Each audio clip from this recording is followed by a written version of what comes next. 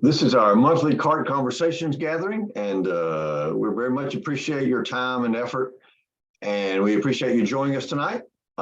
We believe we have a pretty good program tonight, a great program, in fact. These are informational sessions intended to give you information, and because of that, there may be a topic that we don't cover that you would like for us to cover sometime in the future. And if that's the case, if you would email either Tiffany or myself about the topic you'd like us to cover, and we'll try to include that in a future gathering. We meet once a month, truly as information for you, and we hope they are beneficial for you. We do not want to waste your time. We want to be cognizant of the fact that your time is very valuable, and we want to provide you with good information. As an aside, I'd like to ask each one of you to take a close look at your districts and clubs. To determine how we can better promote the CART Fund to the people in your area.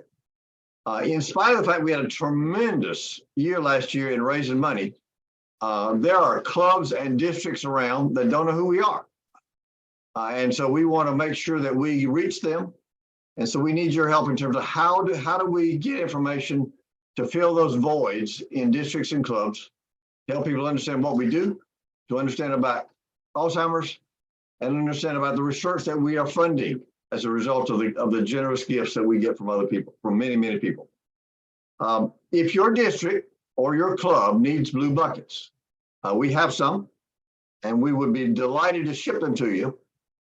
However, if you need them, I need two pieces of information. I need to know how many you need and a physical address to send them to. Can't send them to a P.O. box, got to have a physical address. So let me have those by email, that'd be great. I can copy the address into a address label and send them off to you. Lastly, if you're doing a presentation on behalf of the CART Fund, please let us know when and where that presentation might be taking place. We'd like to put the information on our calendar, the CART Fund calendar, as well as the one in DACDB. And you might say, why in the world would you want to do that? Well, because it's very good information to pass around. It provides a vision to people as to how many places we are every month, how many places we're submitting information to every month, but it also provides people with opportunities. They may want to come and hear your presentation. You may have the exact presentation they need to be inspired. And we want to give them that opportunity. So tell us when and where you're going to do a presentation, and we'll put it on the calendar. At this point, we'll turn back to Tiffany for some information. All right, thank you, Rod. Speaking of that presentation, about a week and a half ago, I sent you guys an email with a link to a lot of resources. And as you know, the day I sent it out, DACDB had a server problem and you were not able to access the links that I sent you. So I apologize. I had no idea that was going to happen. But I was able to send you guys the link to just the PowerPoint in the interim. And now I'm happy to report that the server is working. Those links are working. And I wanted to share with you where you can find this information. And then I also want us to talk briefly about that PowerPoint presentation. cartfund.org. There is a page that is called resources. And so this is our homepage, CART Fund. This is, if you go to cartfund.org, this is our homepage. Right here, the last tab is called resources. And on this page, currently, this is the start, which we promised you guys we were working on. And this is the first bit of it. There are 3 links on here. One is a link for resources that you can access as a district or club CART chair. If you click on this link, it will open a folder. Can you guys see that folder? Nod your head if you can see it. Thank you.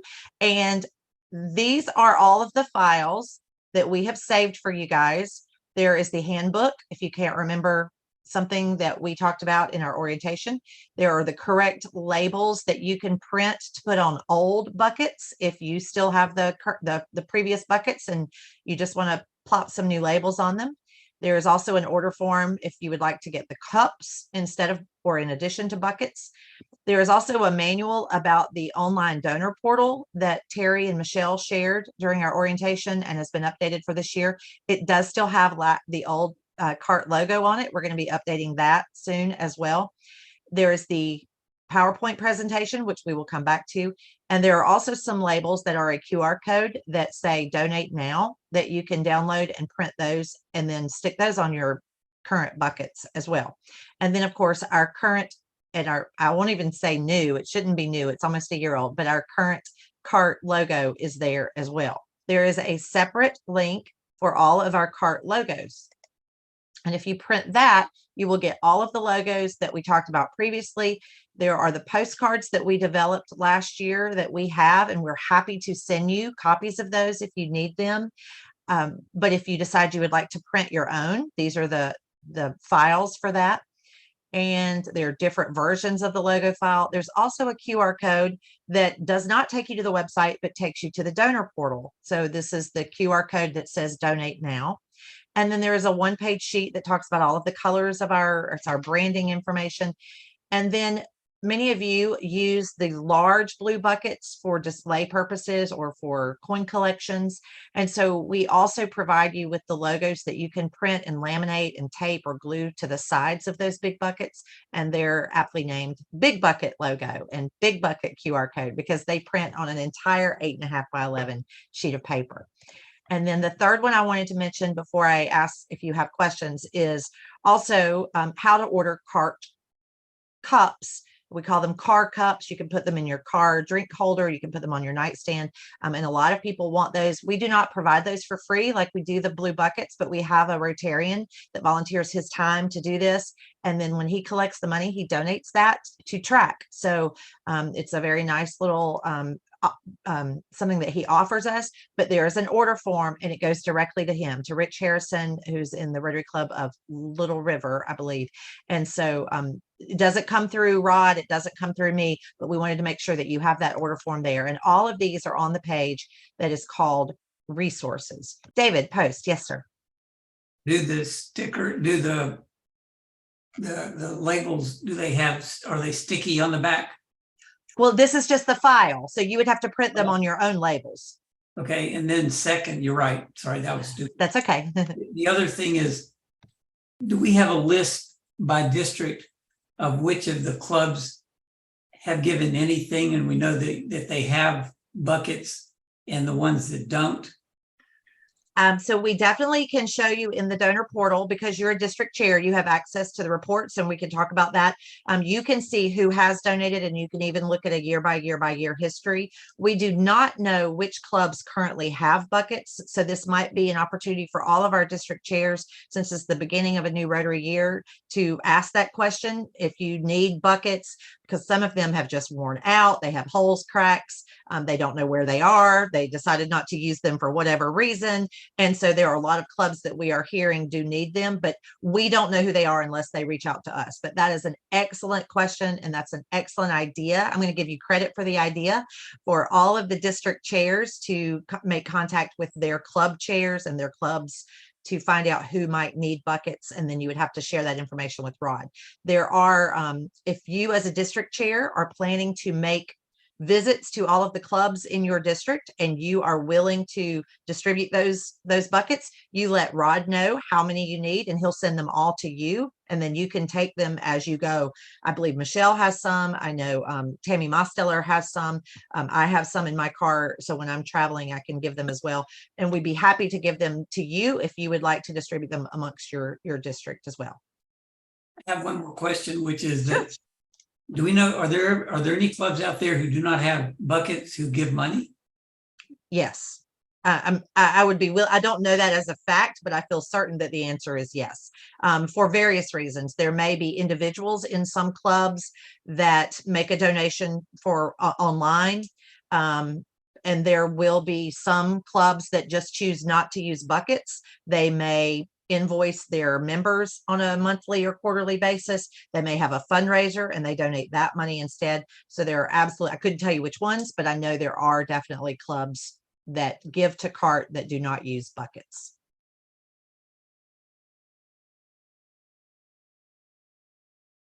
Any other questions? Tiffany, this is Babby.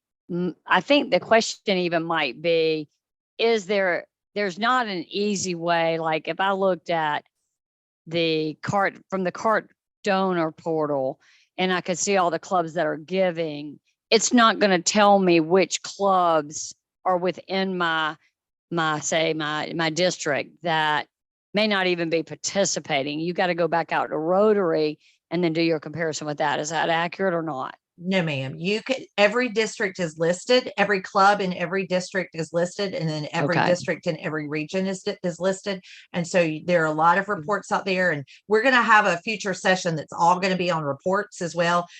We've talked to Terry, and he's going to be doing some of that. Michelle's going to be doing some as well. And so you can actually pull a report for a district or a region that will tell you which clubs have given and have not, but also you can do year-to-year comparisons. You can go back to 2020 when we started the portal.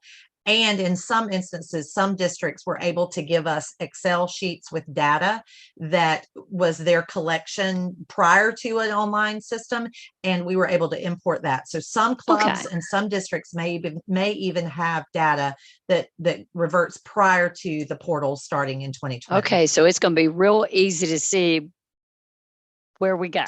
Absolutely. And for district chairs, whether they're new or maybe coming or been on for a long time, it's a great idea to go into that report often, weekly or monthly, to look and see, and then send reports to your clubs. We ask in our orientation for our district chairs to work on creating a list of club chairs, one club chair from every club in their district. And that's a great way for them to communicate. And this is an excellent idea of something that they could communicate on a monthly basis that says, hey, this month clubs A, B, and C are in first, second, third place, but we still have 23 clubs that are zero giving. You could do that monthly or quarterly. And a lot of our district chairs do that.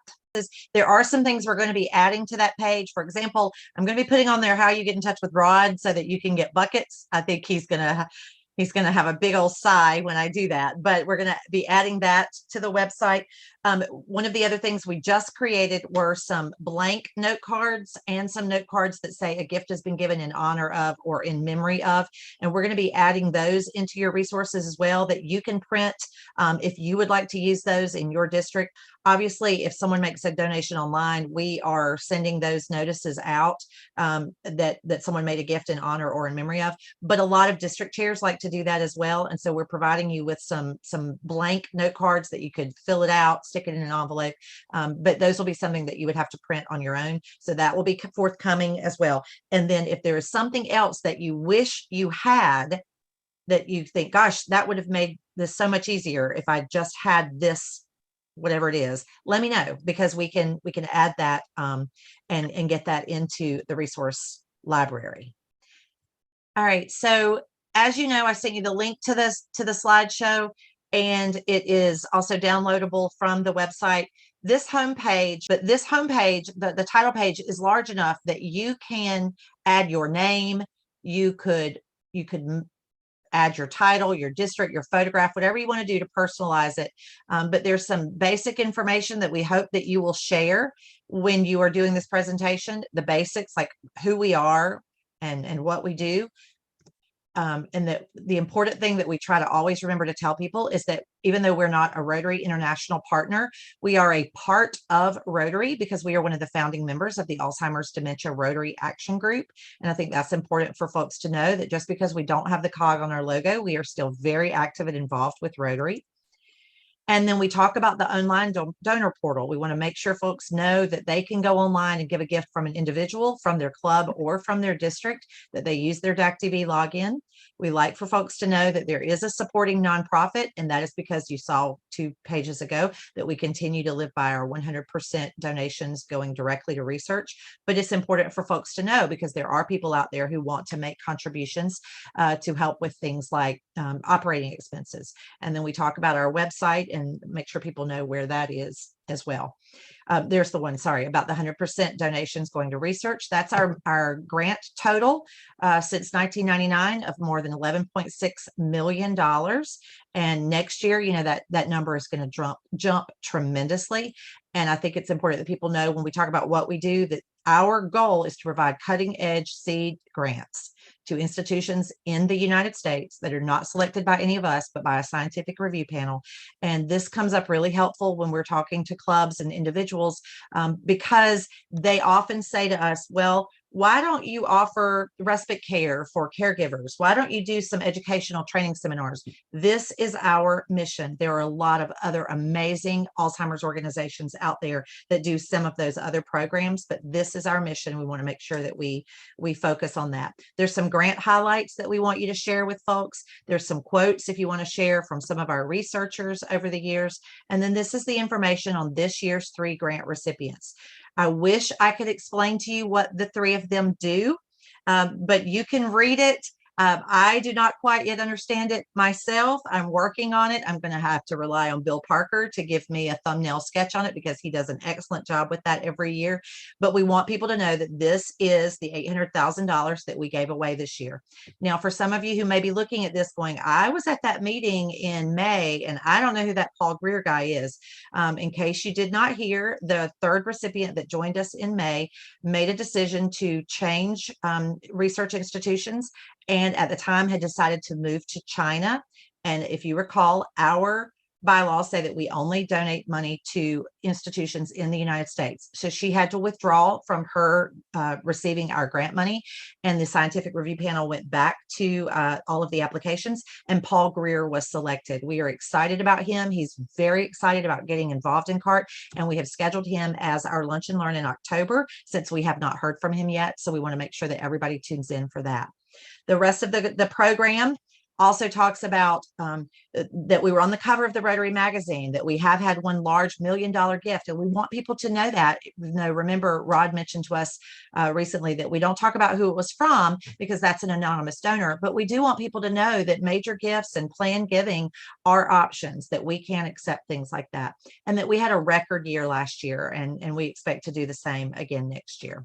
And it does talk about the Roger Ackerman Circle. We want folks to know this is up to us to share this every time we're speaking if we want this to continue to grow, that we do have a recurring giving program. It's named in memory of our founder, Roger Ackerman, and there is a limited edition lapel pin, and I'm going to come back to those pins in just a moment, and also that there are planned giving opportunities and sponsorship opportunities.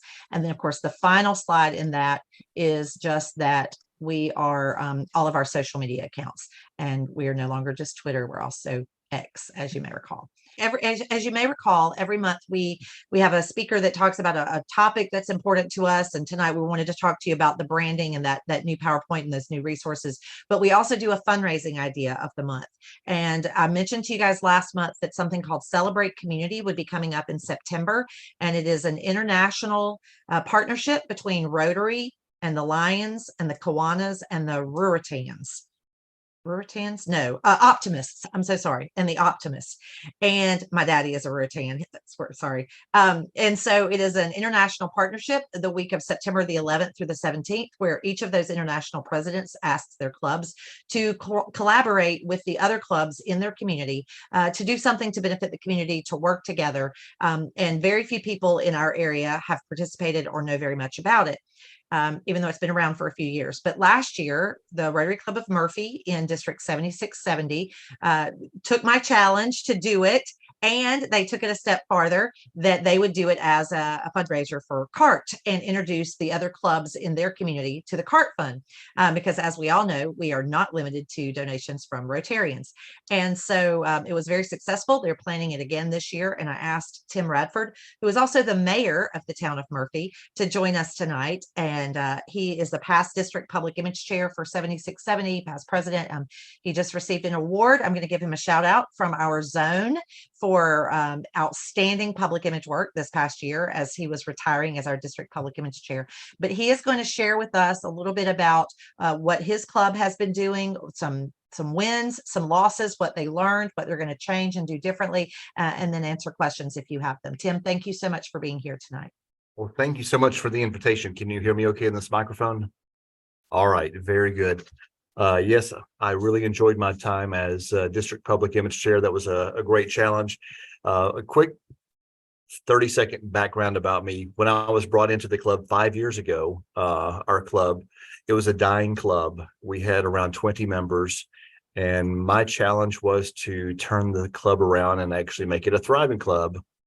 COVID happened, and that presented an even bigger challenge. Yeah, when I first joined, if we gave $600 a year to CART, that was huge for our club. So during COVID, I actually thought, well, let's use public image to let people know what we're about. Public image and membership go hand in hand. And we actually grew our club during COVID to 54 members. And like I said, we started around 20. And my year during COVID, we gave $15,100 to CART Fund. And our club never thought we could do that, but we did. We had things like a CART radiothon where people drove through. I own a radio station in town too. So people would drive through, and we planned it on a Saturday, and it was pouring cats and dogs that day. But even in the pouring cats and dogs rain, we raised about $1,500 by people just driving through our parking lot at the radio station. But today I want to talk about the importance of partnerships. I was at a meeting in Waynesville yesterday, and a meeting today in Franklin, North Carolina. And this theme kept coming up about the value of partnerships. And I started reflecting back on my year as president of a Rotary Club, what happened that year. We partnered with other organizations in our area. One sweet lady I'd been trying to get to join our club for years. She's like, no, I'm too busy. She's, I think, 82 or 85, somewhere around there. And she has her hands on in so many things. Well, I knew that she was a very impactful person in the community. Well, because she was part of other like economic development clubs for their communities, during COVID, they could not meet. They were not allowed to meet with their clubs, but Rotary kept meeting. So what happened there is that their clubs funneled their projects and their money through Rotary clubs because we could still do stuff even though they couldn't. And eventually that partnership grew so much, she and a few others joined Rotary after me having to talk quite a bit about that. So last year I did take Tiffany's challenge, and we organized a walk called Freedom from Alzheimer's Walk. And like Tiffany said, this is a partnership between Kiwanis Club, Lions Club, Optimus International, and Rotary Club. And the Celebrate Community Week is an annual joint initiative that happens the week of September 11th through the 17th of this year.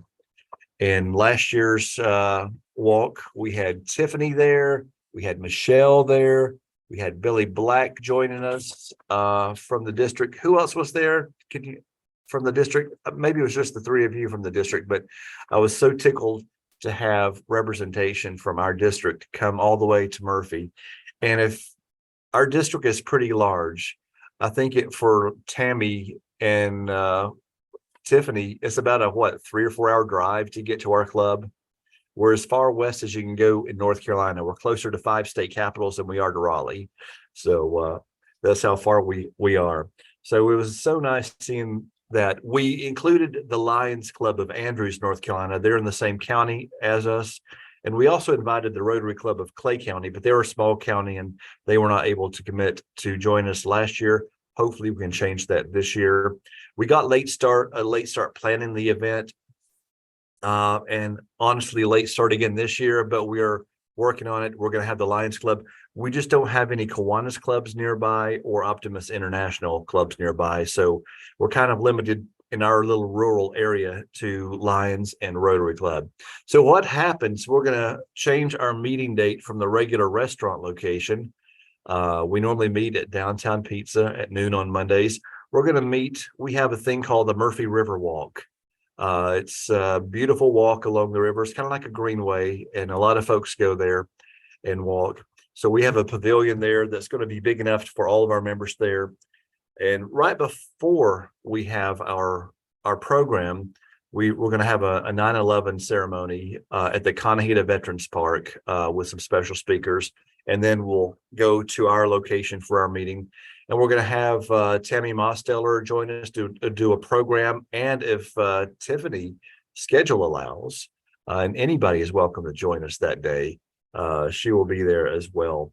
And of course, Michelle, you were invited to come back too and join us. I know it's a drive for you as well. So, but anyway, what happens there? We have a program, educational. It's more of a unifying event, I think, for everybody, unifying the different clubs, unifying people to show their support about Alzheimer's research, raise awareness, promote that unity, and also collect funds for Alzheimer's research. So we get together, have the program, and just unify everybody, and then we just take off walking along the river walk, and we talk to other members about Alzheimer's disease, share our past experiences. Like I talked about my grandma who passed away. I had a grandma, a grandpa, and another grandma who all either passed away with dementia or Alzheimer's. And my grandma and my on my dad's side was the most memorable because I'll never forget what it did to her. She was you've heard of helicopter moms. She was a helicopter grandma. So she had to find out everything her grandkids were doing all the time. She would call every day and check to make sure we get off the school bus okay at the right time. At 3:20 p.m., she always called, "Did you make it home?" And I'm like, "Well, yep, I'm home." And then her calls went to like 3 or 4 calls a day, and then 5 calls a day, and then about 20 calls a day because she forgot she'd already called for the day. So seeing that, and then I think the most heartbreaking time was when Grandpa and I were giving her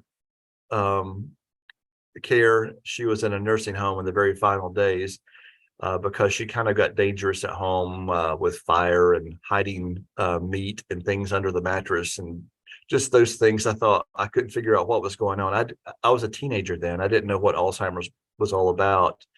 And then it developed, and then we all went to the nursing home to take her a banana because the doctor said potassium is good for Alzheimer's. It helps for those patients. So we would take her a banana every day to the nursing home. And the most heartbreaking thing was when I saw that she had forgotten how to eat a banana. She held it like a slice of watermelon to eat it. And I thought, wow, this is a disease that has really changed someone's life.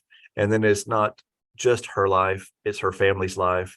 So, and then she eventually passed away. And then I was so excited when I joined Rotary. And then I saw that Rotary was teaming up with CART Fund. And so this is a great way for me to help give back to my community as well. So with that said, we are going to have that walk on September 11th at Conahita Veterans Park in Murphy. Everyone's welcome to attend. And what I would, I guess, like to ask for you, are there things that you think we should do during the walk that would be memorable, that not just to talk about our memories, our relatives, we want to make sure to honor them, not just to collect funds for Alzheimer's research. Are there things that you can think of that we should add to a walk besides just walking down the river? So this will Tim, be this is Babby. I have a recommendation. I manage a lot of senior housing in rural areas across the Southeast. And one of my managers recently, they did a memorial for all their loved ones because we noticed that they just were depressed and so many had missed so many in their lives. They were grieving, and this is a senior property, and they brought pictures of their loved ones, like a frame picture or whatever they have at home. But they made these balloons that went up into the sky that night, and they all released those balloons that had their names and whatever love message on them. And they went outside together, and just by being together and doing that and got to talk about their loved ones while you're doing that walk, if you just come up with something creative like that, lets them know that it's not just a walk, that there's really more memories behind their people, maybe their pictures. Absolutely. I can even see a line of signs with people's names on it and just in honor of. I appreciate that. I love it. Thank you so much. Okay. Any other thoughts and ideas that you want to share with me to make this even bigger success?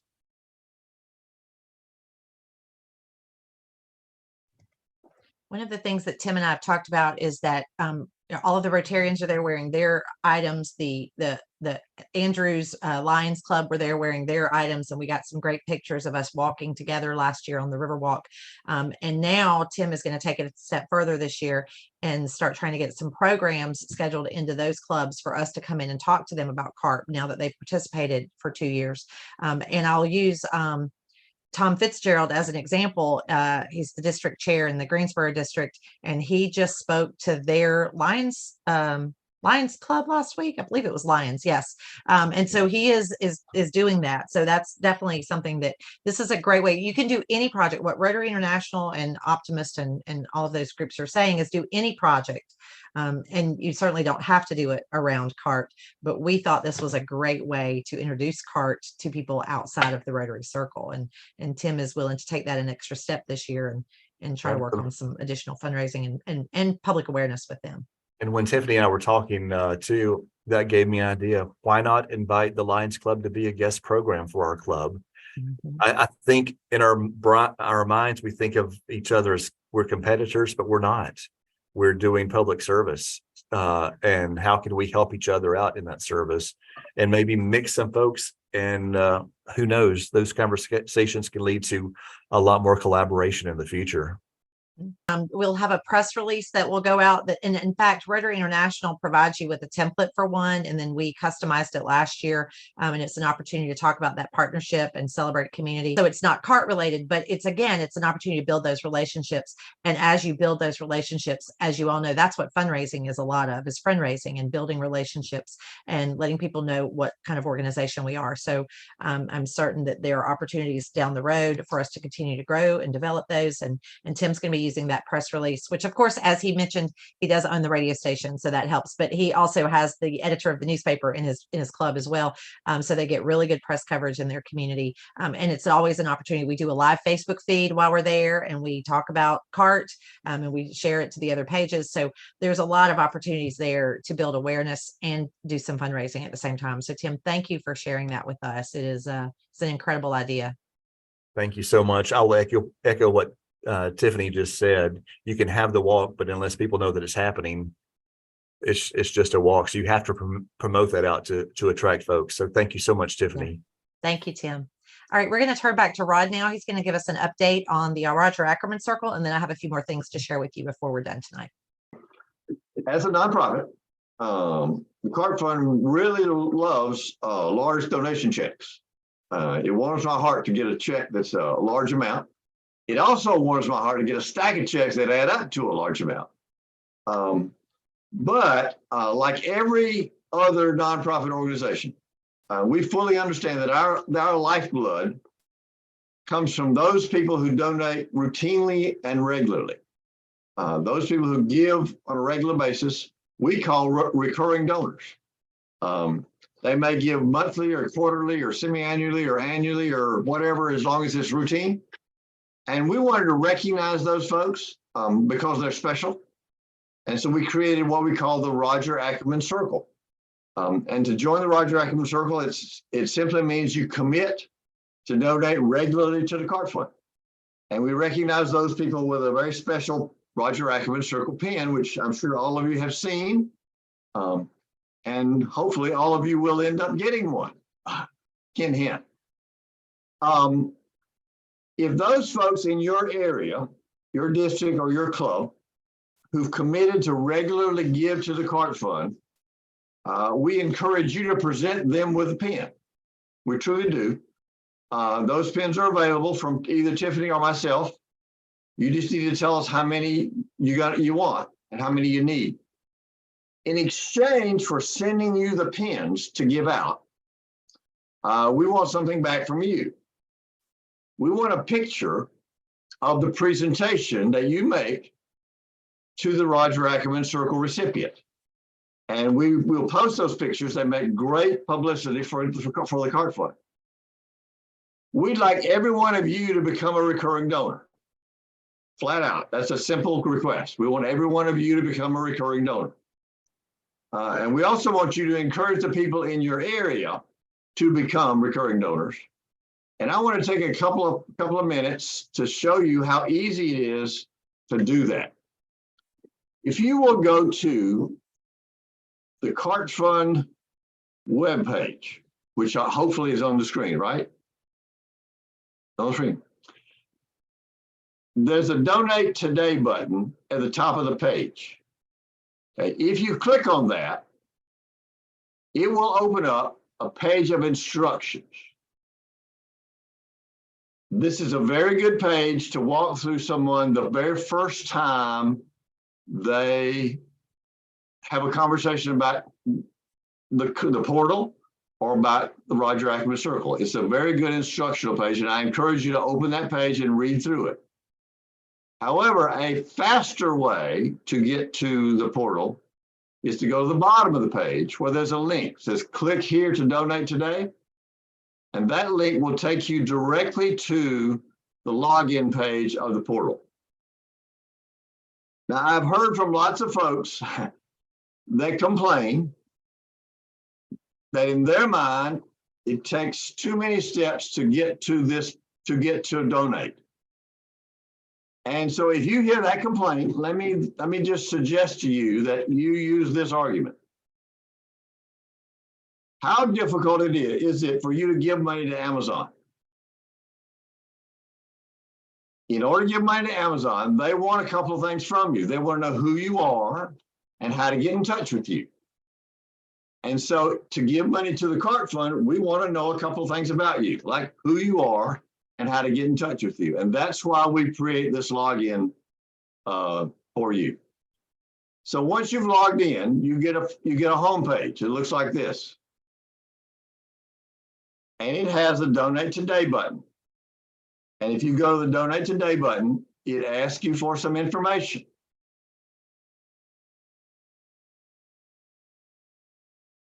Who you are, what club you're a part of, and about midway down the page, there's something called period. Now, I'll tell you right up front, I totally disagree with the word period. It should be frequency. But right now it says period. And we're working on the wording here to make it more palatable to people who have not been to this page before. But hopefully every one of you have been to this page lots of times. This little arrow right here that says one-time payment, if you open the arrow, it gives you frequency. And so by clicking on one of the frequencies, either monthly, quarterly, semi-annual, or annually, you can become a recurring donor. Very, very simple. That's all we want you to do, is to become a recurring donor. Now, after that, you put in how you're going to donate, where the money's going to come from. I will tell you that when you click on the frequency, let's say you're going to donate monthly. It means your monthly donation will come from the exact same place every month. So when you fill in a checking account or a credit card, the monthly donation comes from that place every single month. If we go back to the homepage, there's lots and lots of information from the homepage. Some of you have access to the report function. Some of you do not. If you do have access to the reports, right down here where it says recurring report, that will give you a listing of all the folks who are currently recurring donors. Right now, there's 147 in our system. Now, this is not all of our recurring donors, not by any means. There are many people who give us a check on a regular basis, and they are considered recurring donors. And in my opinion, they deserve a pin. They just may not come through the portal. So when it says 147 in the portal, that's just the tip of the iceberg in terms of how many folks we have as regular routine donors. And we love every one of them. Because a regular donor is the lifeblood of this organization. And we want to build the number of those. And we encourage you to help people recognize that it's a great thing to do, to routinely and regularly donate to the CART Fund. It's a good thing to do. And we want to encourage additional recurring donors, and you can help us do that. Great. Thank you, guys. good information. We hope that you will all go enroll if you have not already as one of our members of our Roger Ackerman Circle. Again, Rod mentioned that we do have the pins. I just got a new shipment of them this week. I have 500 more at my house. So we are ready to distribute those to you guys so that you can help us distribute them throughout your district. You can easily look at that report and see how many people in your district have already signed up. And if you need pins, I've been shipping them out to a lot of folks, but if you need more, please let me know. We will get those to you right away. A couple of other quick announcements. The online apparel store is open right now on our website. If you go to cartfund.org and click on apparel, you can see all of the options that are available. If you would like to order some clothing that has the CART logo on it, and you can see everything that's there. It is not purchased through us. It is purchased through a Rotarian in Alpharetta, Georgia. But if you see something on there that you would like, now is the time to order that. And then they will be shipped about 3 weeks after that. And we're going to close the store at that point, and we're going to revamp it and come up with some new items, and we'll reopen it this fall. But if there are things that you wish you had that we have not offered as of yet, if you'll let me know that, we will work with the company to try to do those. And then we're going to be adding additional purchase type items to our store other than clothing. We're working with another vendor out of Georgia district who is going to be creating some things like tumblers and tote bags and other things like that. So those are going to be forthcoming. We're working on those. So hang tight. If there's something in particular you really wish you had, whether you want to buy something to use personally, or if you want to buy them in bulk and give them away to folks, let me know what those are. We'll be happy to work on those for you and see what we can do. All right, so it's also that time of year, even though it feels like it was only yesterday that we hosted an annual meeting, it is already time to start planning it again for 2024. So just as an FYI to our district chairs, we will be opening that up again this year. If you would like to submit an RFP to host it in your town or in your district, that will be forthcoming this fall. So be thinking about that. Have a conversation with your district governor line if you would like to apply for that. But as a reminder, there are certain requirements that have to be met in order for us to host the event there, and an airport is one of the major ones, and that is something that that eliminated some folks last year, because our researchers do fly in from all over the country, and they have to have a good airport where they can fly in. And of course, cost is the other major deciding factor. So, and then just finally, I wanted to mention that all of the dates for our lunch and learns, our lunch a la cartes, and our CART conversations are all on the calendar through the end of this calendar year. So the next lunch and learn will be August 31st. And these events do rotate between Tuesdays, Wednesdays, and Thursdays. So again, it's not on a particular week every month, but it's very much contingent upon the schedule of our researchers. And so we do try to accommodate them as best as possible in their busy schedules. And so please make sure that you go into DACTB, go to the calendar page and click multi-district events, and then you will get all of the CART activities. The lunch a la cartes are there, and these monthly conversation meetings are also there for September, October, November, and December. If you go ahead and register for these events, you will get a confirmation email with the Zoom link, and then 2 days before, you'll get another reminder email with the Zoom link.